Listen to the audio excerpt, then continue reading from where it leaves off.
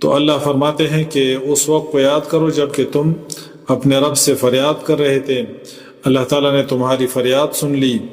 اور اللہ نے تم سے فرمایا کہ میں تمہاری مدد کروں گا 1000 فرشتوں سے۔ وما جعلہ اللہ، اور نہیں بنایا اللہ نے اس مدد کو الا بشرا، مگر خوشخبری، ولتطمئن، اور تاکہ مطمئن ہو جائے،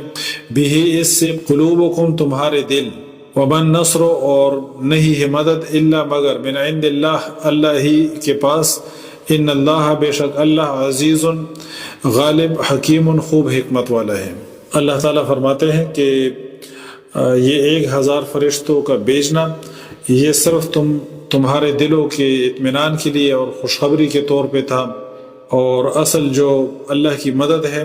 وہ ان چیزوں پر منحصر نہیں ہے،